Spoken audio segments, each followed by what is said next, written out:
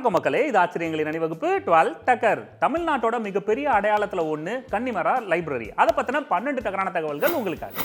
Connemara லைப்ரரியை 1860 start பண்ணாங்க. அப்போ British government அவங்க ஆட்சி காலத்தில் மதராஸ் மாகாணத்தில் மதராஸ் அருங்காட்சியகத்தை ஸ்டார்ட் பண்ணாங்க.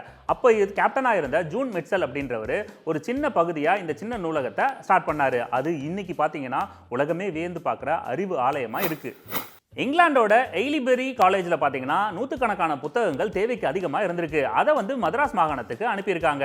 அவங்க இந்த அருங்காட்சியகத்தோட ஒரு பகுதியாக இருக்கிற இந்த நூலகத்துக்கு அதை கொடுத்துருக்காங்க. 1890 வரைக்குமே அருங்காட்சியகத்தோட கண்ட்ரோலில் தான் நம்ம கன்னிமரா லைப்ரரி இருந்திருக்கு. அன்னைக்கு மெட்ராஸ் மாகாணத்தோட ஆளுநராக இருந்தவர் கன்னிமரா பிரபு. இவர் இந்த நூலகத்தில் அதிகமான ஆட்கள் புத்தகத்தை படிச்சுட்டு போகிறத பார்த்த இவர் ஒரு முடிவு பண்ணார். அதாவது சென்னை மாகாணத்துக்கு தனியாக ஒரு பொது நூலகம் அமைக்கணும் அப்படின்னு சொல்லி அதோட வேலைகளை ஸ்டெப் எடுத்தார். இது நல்ல பிள்ளைக்கு அழகு. 1890 மார்ச் 22 அன்னைக்கு இந்த பொது நூலகத்துக்காக கன்னிமரா அவர்கள் அடிக்கல் நாட்டினார். அதுக்கப்புறம் அந்த வேலைகள்லாம் கொஞ்சம் ஸ்லோவாக தான் நடந்தது. எகைன் கட்டிடங்கள்லாம் கட்டி முடிச்சு 1896 டிசம்பர் 5ஆம் தேதி தான் இந்த நூலகத்தை திறந்து வச்சாங்க. அப்போ கன்னிமரா அவர்கள் பதவியில் இல்லை. அவருக்கு பெருமை சேர்க்கிற விதமாக லைப்ரரிக்கு அவரோட பேரே வச்சிட்டாங்க. இதுதான் மரியாதை.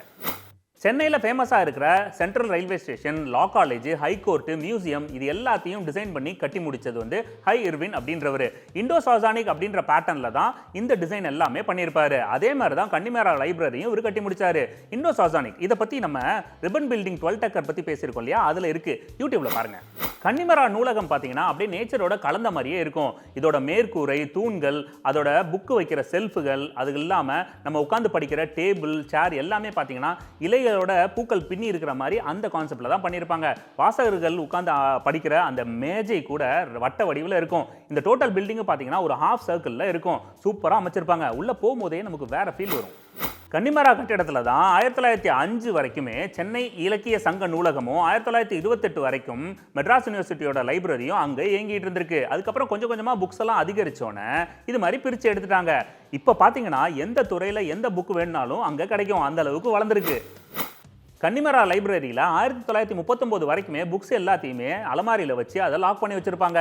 நம்ம போய் எந்த புக்கு வேணும் அப்படின்னு கேட்டோம்னா லைப்ரரியன் அந்த செல்ஃபோட லாக்கை திறந்து அந்த புக்கை நம்மள்கிட்ட கொடுப்பாங்க. அங்கே உட்காந்து நம்ம படித்து முடிச்சுட்டு அவர்கிட்ட கொடுத்தா திருப்பி அதை அலமாரியில் வச்சு லாக் பண்ணிவிடுவாங்க. இது ரொம்ப சிரமமாக இருந்ததுனால அப்படியே கொஞ்சம் கொஞ்சமாக மாற்றினாங்க. ஆமாம், லைப்ரரியனுக்கு பூட்டை திறந்து மூடுறதுக்கே நேரம் பற்றிருக்காது. கன்னிமரா லைப்ரரியில் 1939 ரா ஜனார்த்தனன் அவர்கள் தனி நூலகராக பொறுப்பேற்றுக்கிட்டாரு. அதுக்கப்புறம் திறந்த புத்தக அடுக்குமுறையை இவர் தான் இன்ட்ரடியூஸ் பண்ணார். அதாவது செல்ஃப் எல்லாத்தையும் லாக் இல்லாமல் பண்ணார். அதுக்கப்புறம் வாசகர்கள் அவங்களே அந்த புத்தகத்தை எடுத்து படிச்சுட்டு அவங்களே அங்கே வச்சிடலாம். இதை தாண்டி லைப்ரரியில் மெம்பராக இருக்கிறவங்க புத்தகங்களை சொல்லிட்டு நைட்டு வீட்டுக்கு எடுத்துகிட்டு போயிட்டு திரும்ப கொண்டாந்து அங்கே படிச்சுட்டு வைக்கிற முறையும் இவர் தான் கொண்டு வந்தார். அதுக்கப்புறம் கொஞ்சம் கொஞ்சமாக மற்ற இடத்துல இருந்த பொது நூலகத்தில் இந்த ஃபார்மேட்டை அப்ளை பண்ண ஆரம்பித்தாங்க. சல்யூட்.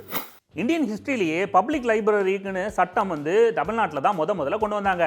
1948 இந்த சட்டத்தை கொண்டு வந்து 1950 அமல்படுத்தினாங்க. இந்த சட்டத்தோட படி தமிழ்நாட்டோட முதன்மை நூலகம் அப்படின்னா அது கன்னிமரா லைப்ரரி தான். இந்தியாவில் இருக்கிற 4 நேஷனல் லைப்ரரியில் கன்னிமராவும் ஒன்று அப்படின்னு அனௌன்ஸ் பண்ணாங்க.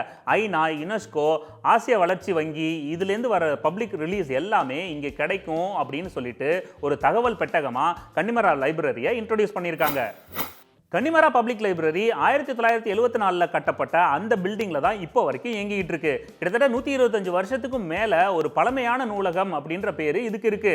அது மட்டும் இல்லாமல் அரிய வகை நூல்கள் எல்லாத்தையும் இங்கே சேகரித்து வச்சிருக்காங்க. டைம் கிடைச்சா போய் பார்த்துட்டு வாங்க. ஓகே மக்களை, மீண்டும் சந்திப்போம். இது ஆச்சரியங்களின் அணிவகுப்பு 12 டக்கர். வித் மீ உங்கள் துரை ராஜேசிலன்.